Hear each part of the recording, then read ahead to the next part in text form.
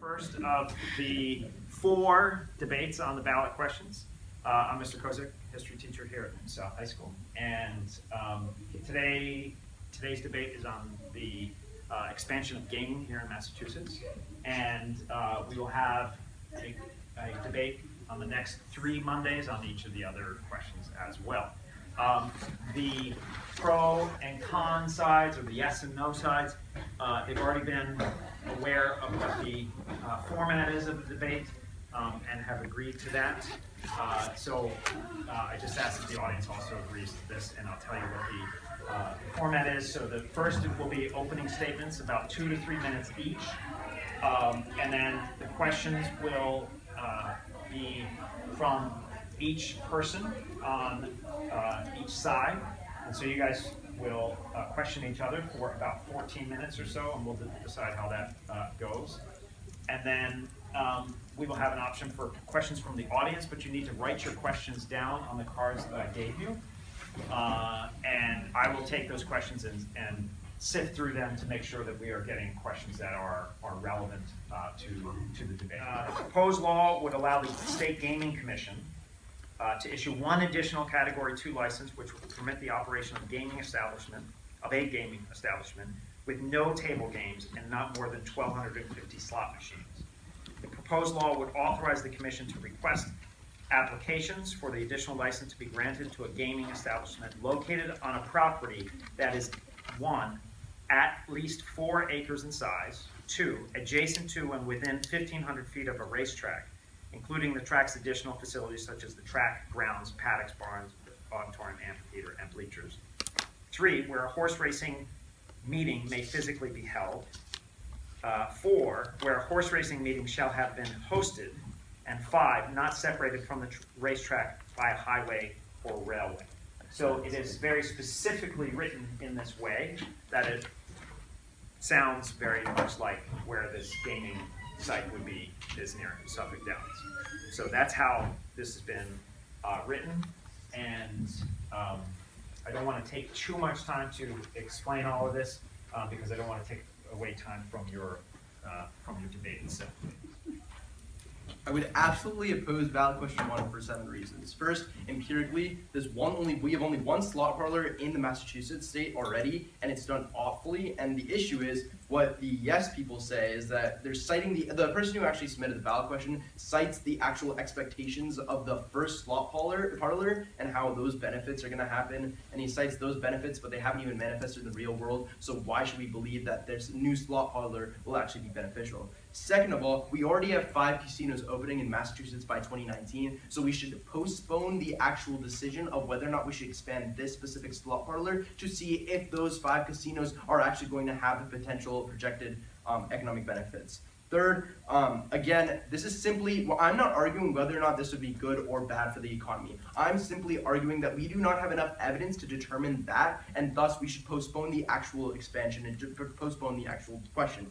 Fourth, even at this early stage, casino lobbyists already wield disproportionate power in the Massachusetts legislature, and if question 1 were to pass, we should expect that this result will be immediately used in support of more campaigns for new casino licenses, with even more illusory promises of jobs and revenues. The reason why this is absolutely harmful to society is because casinos have again and again pushed the lower income people into more poverty because they feed off of the gambling addicts, and they, quote, liberal and progressive voters are often justifiably concerned by the casino industry's predatory practices and knowing exploitation of the poor, people of color, and the elderly to create and sustain the gambling addicts who keep casinos and businesses. So at the end of the day, it's only going to be harmful to society in general. But 5th, Suffolk Downs, the racetrack, would not have any ownership interest in the proposed casino and would receive no direct benefit from it. While a percentage of Massachusetts casino profits are legally required to go towards the statewide horse racing fund, this fund alone may not be enough to save New England horse racing, especially because of the money raised so far, $8.6 million are sitting unused in the horse racing fund. So at the end of the day, the horse racing fund is obviously not able to determine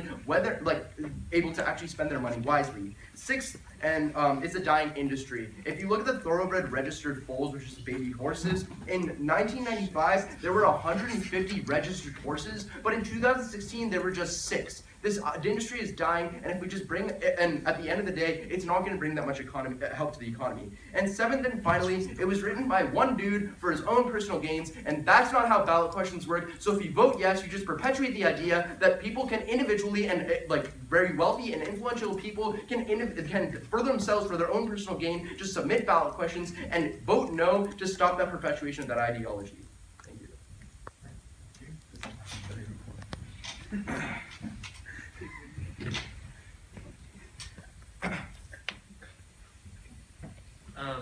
I'd just like to preface this by saying I don't necessarily stand on the yes side of this. I'm just like proverbially like taking the cards that I'm dealt with. So, anyway. Yes, I support this ballot question for three main reasons, the first of which being decreasing crime. So think about it like this, regardless of whether or not this ballot question goes through or not, there already are gamblers, some of which who are actually problem gamblers in Massachusetts. As many as 1.7% of Massachusetts residents, according to UMass Amherst. And a lot of these people turn to illegal gambling because there's no legal alternative. For example, less than a year ago, Mass.gov found 33 people guilty of running a multi-million-dollar illegal gambling business. This isn't just illegal gambling as a crime. It's also illegal possession of guns, money laundering, dealing marijuana, witness intimidation. Essentially, illegal gambling leads to a lot of other types of crimes that if we legalize gambling, could help prevent. For example, just last month, WWLP found that two men were specifically targeting people who were problem gamblers and loan sharking them at 150% to 200% loan rates. The difference is that legal casinos in Massachusetts are legally not allowed to lend problem gamblers money, so they're not helping to sponsor that addiction. In addition, you have to think about it like this. People commit violent crime when they owe money if they owe it to the wrong people. In a 2011 UMass Amherst meta study, this is the most important study in anything that you look at today, is because they look at 492 gambling studies all combined together and found that legal gambling can actually decrease overall crime by decreasing illegal gambling and the associated illicit activities. Now the second reason is that it helps serve as an immediate fiscal stimulus benefit. Now I don't know where my opponent is saying that there's no evidence of economic benefits, because there clearly are. According to the UMass Donahue Institute, the same slots parlor that he is saying that there's no evidence for, actually 99% of the $13.3 million of pre-construction spending was in Massachusetts businesses. 85% of the $115.4 million of the actual construction spending was also in Massachusetts businesses. And workers who are from Massachusetts earn $22 million in direct wages. And the Plain Bridge Slots Parlor, which is the one he's referring to, is a great parallel because just like Suffolk Downs, it has a horse racing track, it's very similar. In addition, it also improves infrastructure values of the surrounding businesses. Right now, the proposed slots parlor is what would be situated, and right now, it's a rundown trailer park. We could greatly increase the property wealth of the surrounding area. And finally, it also improves the local economy in the long term. It's not just an immediate fiscal benefit. In 2013, $240 million was spent on outside casinos by Mass residents that could have been spent and taxed on in Massachusetts. Are you saying that there have never been any community gains for like the broader community and group just because someone was also driven to do it by their own like personal gains too? Okay, so what I'm saying is that ballot questions in theory and in ideology are designed to, the main purpose of the actual question is to help the community. And so what I'm saying is the reason why this ballot question was actually introduced is solely for that one person. Whether or not it has a byproduct of helping other people, what I'm saying is that if you vote yes, you perpetuate the idea that influential and wealthy people can just introduce ballot questions in order to help themselves. Whether or not it has a byproduct effect on the other people in the community, which I contend, it's still affecting the ideology, and we should vote no simply because that's not what ballot questions are for. So if the vast majority of Revere residents, which this ballot question would most directly impact, agreed that it should actually go through, then who are we to stand against that? Okay, two main responses. A, I would contend that it's going to affect the vast majority of Revere residents for a couple of reasons. A, even the short-term economic benefit that you talk about is from infrastructure companies that are not necessarily based in Revere. You never proved that. But B, the people who would potentially benefit are the people who are in the horse racing industry, which are A, not from Revere, and B, is a dying industry in general, so that's not going to happen. But C, then you say it's only going to affect them. It doesn't only affect them, it also affects the low-income people who are being put, A, like because when you increase this, it increases gentrification, which is going to displace the actual low-income people, but then B, we, the low-income people who are actually benefiting from this, are going and feeding on their gambling addictions, which they wouldn't be in a black market system. So in your world, at the end of the day, the people who are supposedly benefiting are just getting harmed. So it's better. So you just said it's better for problem gamblers to go into a black market system that enables their problem gambling rather than go to a legal casino. Casino. Here's what I'm arguing. With your argument about these black market casinos, you never proved to me that the majority of people who want to gamble are going to these black market casinos. You just say it exists and 2 people are running it. Okay, unless you prove to me that the scope of the problem is as big as you say, I'm not going to buy your argument. But then second of all, you argue that like, oh, these people are going to these black, like you argue that, what was the first part of your question? So you just said that you would rather have them go into the black market casinos than legal casinos. Okay, no. That's not what I'm saying. I'm saying they're not going there in the first place. You're not proving that to me. So unless you prove that to me, we won't even get into that debate. Okay, and finally, do you have any actual evidence that besides the horse racing industry, which I never even mentioned, do you have any other evidence of negative economic impacts?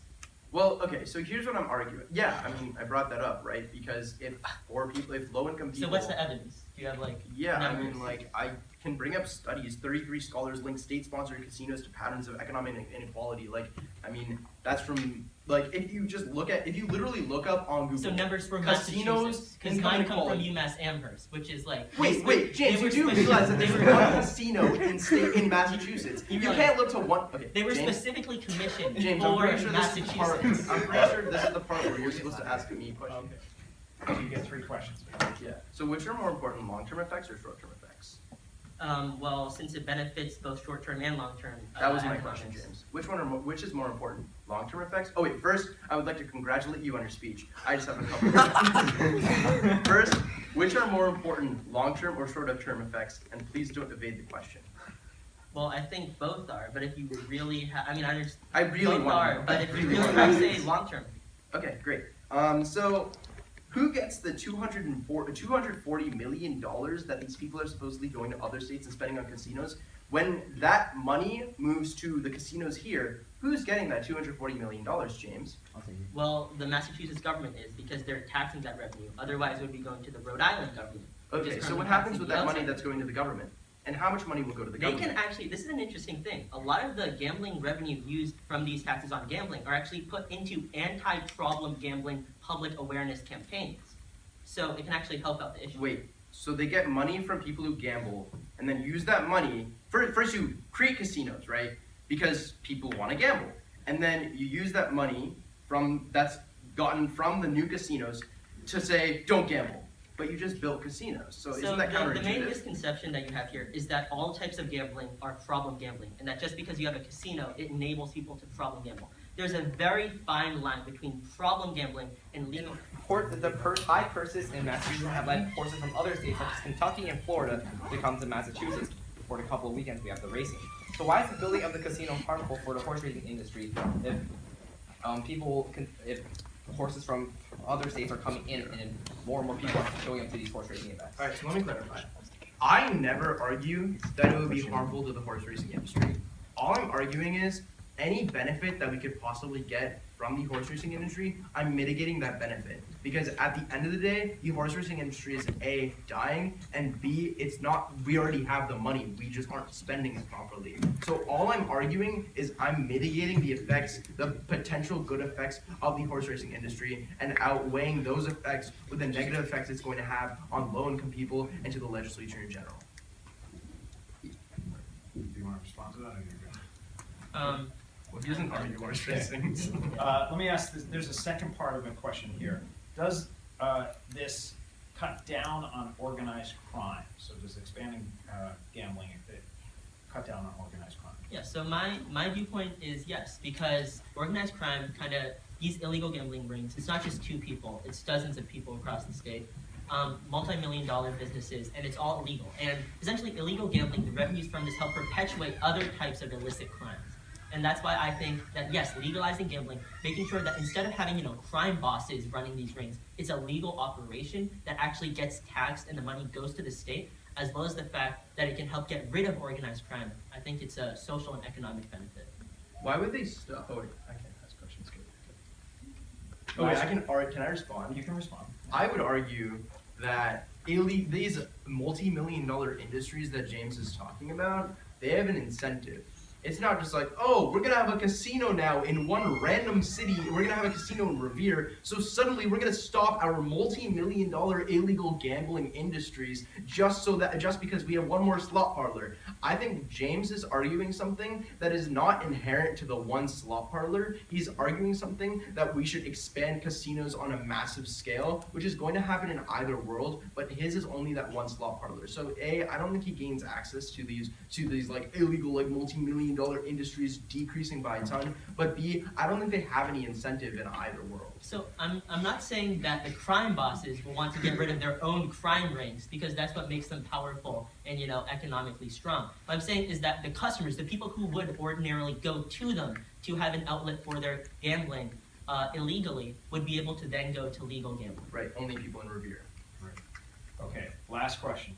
If we vote yes, and the new casino would be put up, or the gaming center would be put up, then wouldn't the purpose of the casino be to attract gamblers, therefore feeding addiction? So I guess that's the question mainly to me. So I'd like to point out that there was recently a simulation done in August 2013 by the Boston Redevelopment Authority. They found that specifically the casino at Suffolk Downs, so the one that this ballot question looks at, would help increase jobs by 6,032 and increase gross regional product by $1.89 billion. So economically, what we see is that the people in the Revere area in that region will have jobs. What that means is, like I mentioned before, problem gambling happens when people are low income or unemployed. When you're helping provide jobs and an economic opportunity up the socioeconomic mobility ladder, then I don't actually think you're going to see problem gambling. Certainly, I think it could increase legal gambling and gambling that is not a problem, but there's a very fine line. There's a clear line between what is a problem and what is not.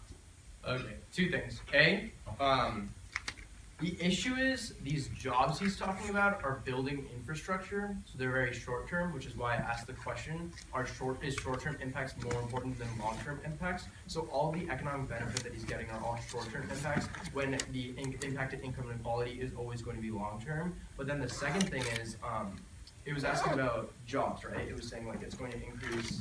It's about addiction. Isn't this going to fuel addiction? Isn't going to fuel addiction, yeah. So like, I would argue that at the end of the day, he can't not say, he has to agree that it's going to fuel addiction. I don't care whether it's problem gambling or not problem gambling. At the end of the day, casino lobbyists get a lot of power from the passage of this law, and that's what's going to lead to more casinos in the state.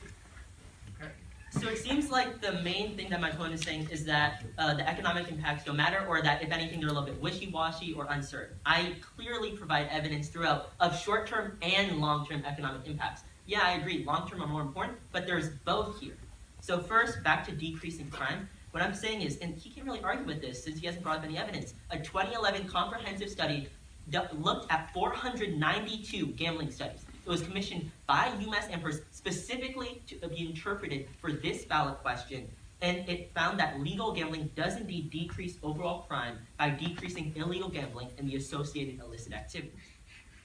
James doesn't respond to how my entire point is simply to postpone the actual determination of whether or not this question is right or wrong, or whether or not casinos are actually beneficial or harmful to the economy. At that point, if you agree that we don't have enough evidence specific to the Massachusetts casino industry, if we do not have enough evidence to determine if casinos are actually beneficial or not, you vote no because we postpone determining whether or not it'll be good. I hope more people will come up for the next couple of debates. I expect they will. The question 2 is our next one. That's a big one. I know Yeah, that's it's very contentious, and so I hope we'll have This one was bigger. a full thing. So with that, let's give these guys a hand. Thank you very much.